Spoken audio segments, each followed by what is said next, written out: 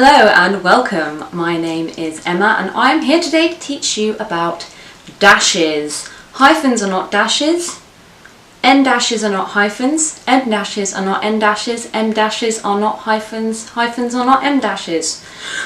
So if you really wanted a quick rundown, you could just turn off now, or you could stop to listen to find out why and how to use these pieces of punctuation, lest you look like a moron or just use a hyphen for everything like everyone else does, which is wrong. Let's start with the longest first, shall we? The M dash, so called because it is the length of the letter M.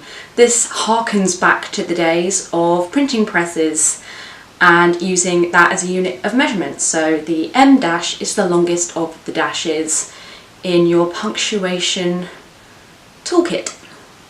I love M dashes so much. You can use them at the end of a sentence to show kind of an additional aside. Use it in the place of a colon to say just a little bit extra on your sentence. For example, today's a wicked day, I'm going out later. Or, show mum you care this Valentine's Day, buy her flowers. It's pretty good when you're writing kind of a catchy little kind of strap line or tagline for an ad. I love them I just really love them. Like when you're writing a sentence and you want to kind of add a little bit of exposition onto the end of it, just a little bit of sexy extra detail, M dash. The reason that you use an M dash, it's specifically for that reason, nice and long. I think in Britain we use them closed, which means you don't put a gap at either end of the dash, you just join them together and run it on. And in the US, I think that they leave it open. I'm not 100% sure on that. I'll check it out and add a comment in the description below just so that you know. I do them closed, that's just my preference. But there you have it, M dash, to add a little bit extra onto the end of your sentence without causing a comma splice and without using the formal colon. Next up we have the N dash. Like the M dash, the N dash is so named for its length. It is the length of the letter N. This piece of punctuation is slightly trickier to use because it looks so similar to an M dash, which people use a lot without realizing that they should be using it, and a hyphen, which has 1,000 uses and is used in place of all the other dashes, and in the middle you have the N dash, and it can be a little bit confusing to figure out what the hell that's actually for. The main use of the N dash is to signal a date range in place of the word from, and, or to. For example, Emma Cownley, 1986 to forever. Or, I really enjoy our YouTuber viewer relationship. You can see from those examples why the N dash doesn't typically come up a lot. It's not something that I think you would use on a daily basis, but in terms of clarity and figuring out all the different types of dashes and what they are actually used for and why you shouldn't be switching them out interchangeably, that's your little bit of info on how to use an N dash. Lastly, we come to the hyphen. The hyphen has so many uses that I actually stopped reading them in my New Hearts rules because I thought, you guys are never going to use them for all these things. Like, heck, I don't even use them for all those things. So I'm just going to give you the ones that I think are most useful to you.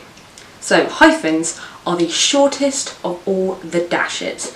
They are the ones that are readily available on your keyboard, and that's why you probably use them for everything, even to the extent of using little hyphens instead of an M dash. So a hyphen comes in two different varieties. You have a hard hyphen and a soft hyphen.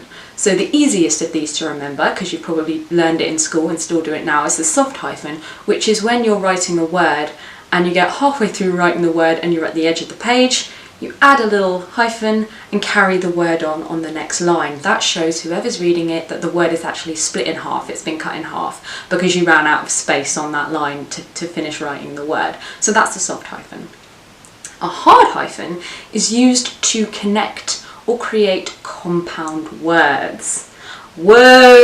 I know, you guys freak out when I get into all this sexy English language jargon, so I'm going to break it down and make it super simple and nice for you to understand. Let us begin with a compound word.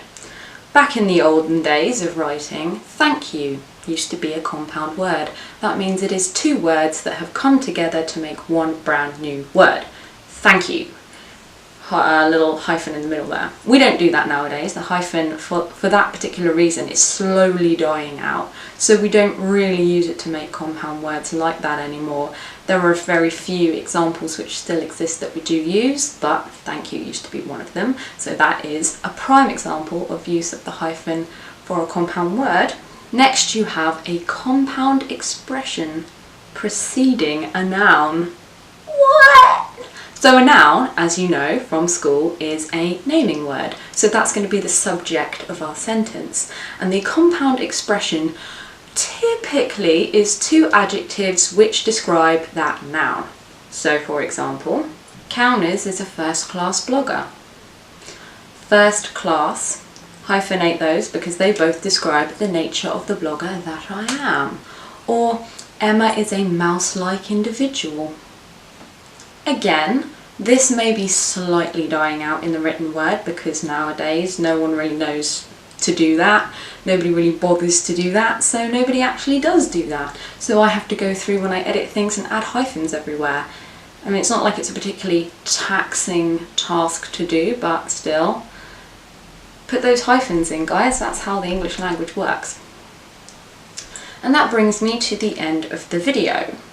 I hope we learned a thing or two here today about using dashes and hyphens and not swapping them around however you feel like. It's a little niggle of mine, but still, it's fun to teach you.